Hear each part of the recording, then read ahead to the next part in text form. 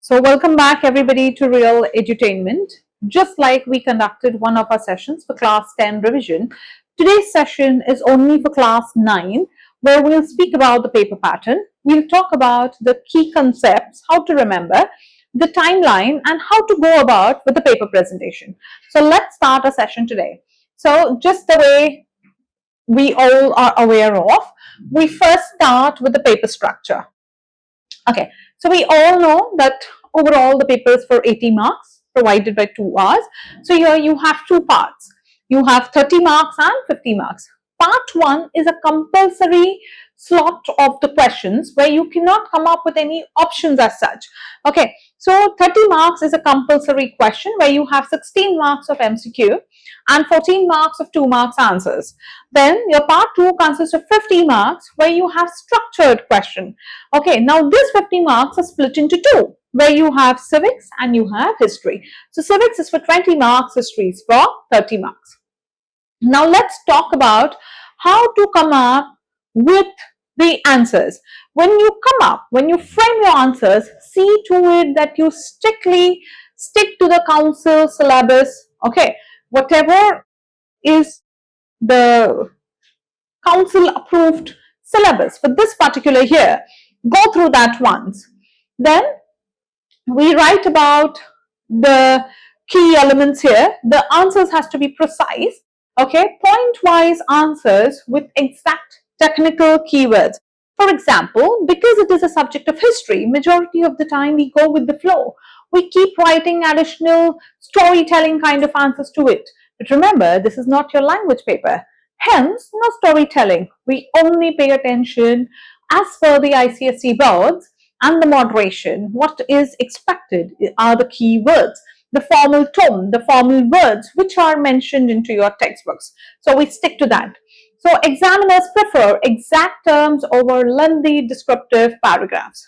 Now, how do you come up with picture questions here?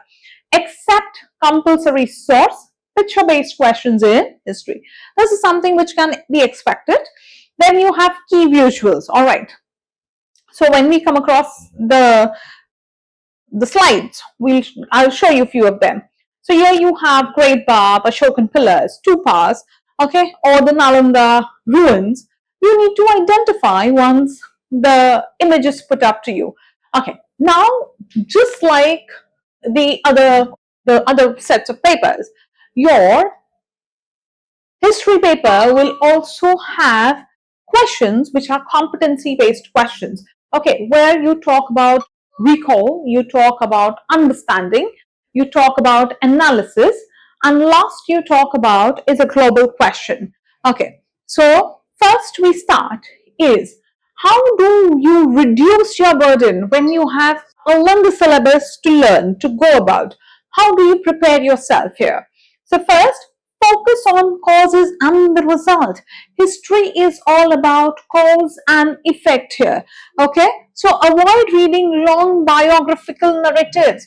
Not required. You do not need to know everything about that story. You only need to know the leader. You only need to know the key elements. You only need to know when and where it took place.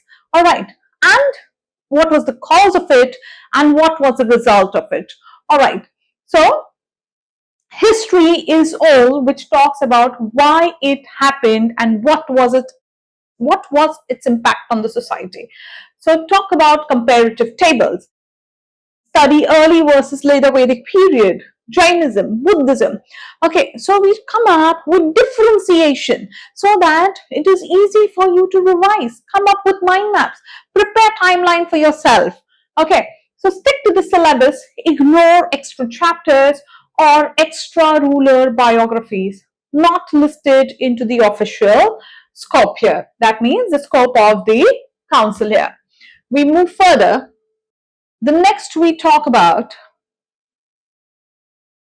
is the very first topic, the part 2. Okay, so first we talk about is chapter number 1, which is your Harappan civilization.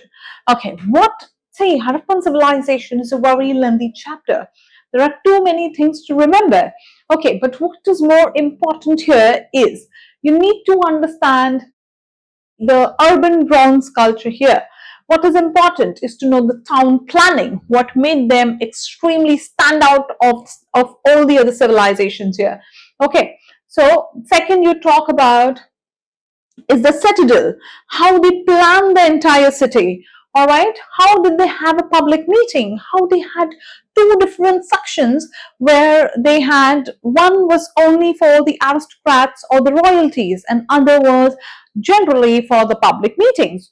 Okay, then we cannot even miss the great bath here. Then you talk about the trade and the craft here. So seal manufacturing, the terracotta art, the trade links with Mesopotamia. This is all you need to know here. Then also, how did the entire civilization came to an end? Okay, so how did it come to a decline here? So ecological changes, what were they responsible? Or was it the shift of the river responsible? Was it some natural calamity or was it an invasion, an Aryan invasion? Okay, so you need to know all of these into your Harappan civilization. We also cannot miss the Great Bath here. Also cannot miss the drainage system. Okay, then the yogi statue. Also you cannot miss is the dancing girl. Okay, so you need to keep all of these into your mind when you revise this particular chapter of Harappan civilization. Okay, so now comes your chapter number 2 where we talk about the Vedic culture. Okay, so here we talk about economy. All right, we talk about how early Vedic society functioned. What were the changes into the later Vedic society? How in the early Vedic society it was more of tribal in nature. We were not that civilized enough. We did not have a proper administration as such. It was not in hierarchical. We did not follow the hierarchy here. That means if a person is king, the upcoming generation, that is the son, is going to be the prince here. Okay, basically it was whoever wins the war comes to the seat here. Okay, apart from that, how was the society? What was the role of women in the society at that point of time? How did they come up with their administration? How they came up with their agriculture? Basically, how the economy was generated at this point of time. Okay. Apart from that, what was considered to be a part of economy here? It was the pastoral. Okay, that means the cattle was taken to be the wealth here. When you talk about politics, what was important here was the Sabha and the Samiti. The society was not as rigid as what it was into the later Vedic. Okay, so here we did not have Varna system as such. The higher social status for women could be seen here.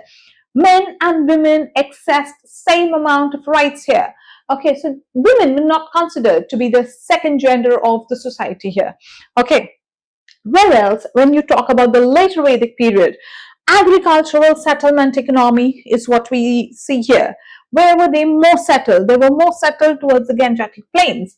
How was the politics here? For example, here, if we depended on Sabha and Samiti, here we have now come up to monarchies. We have now moved to Janapadas, having high power here. Okay, how was the society here? Okay, now the society was rigid here.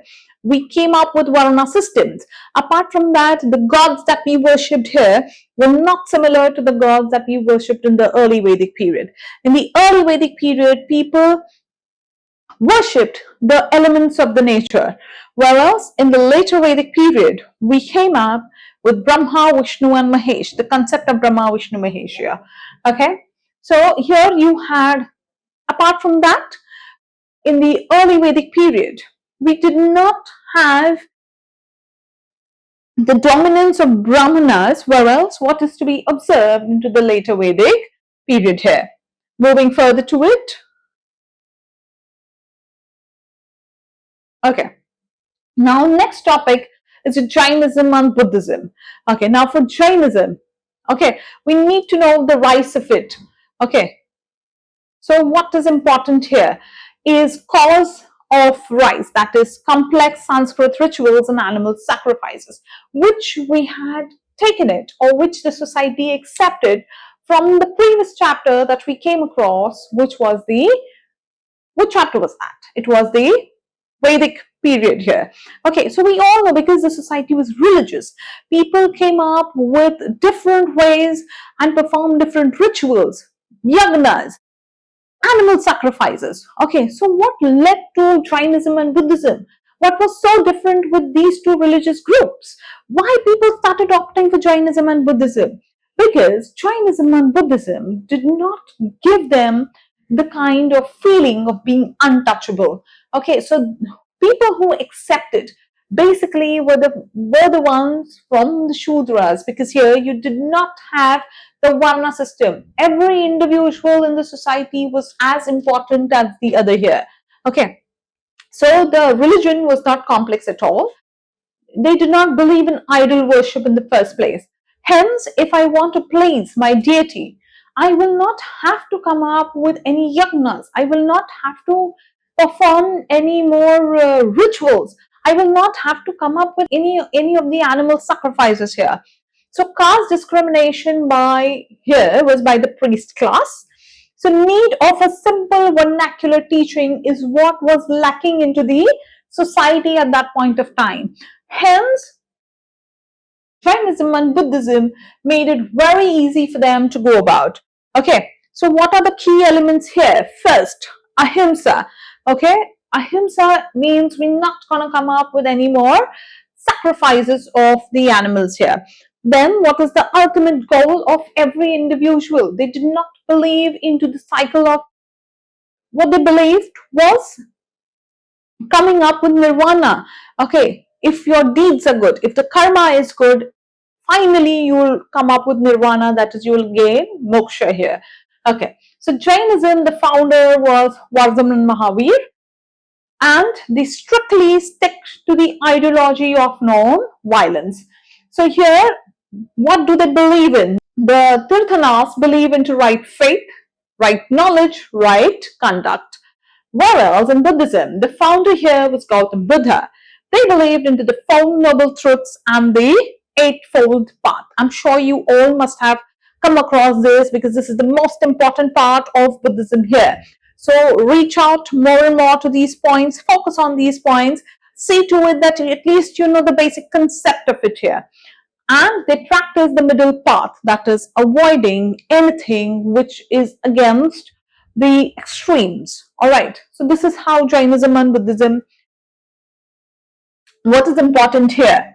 Okay, next we talk about is the Mauryan Empire. Now for Mauryan Empire, you do not have everything into the syllabus which is uploaded by the council here. So very first we talk about is first Pan-Indian Empire. All right, so founding here was Chandragupta Maurya with the assistance of Chanakya here. We all know who's Chanakya. Okay, and also Kautilya. So what is the turning point here? What changed the entire empire was the Kalinga War of 261 BC.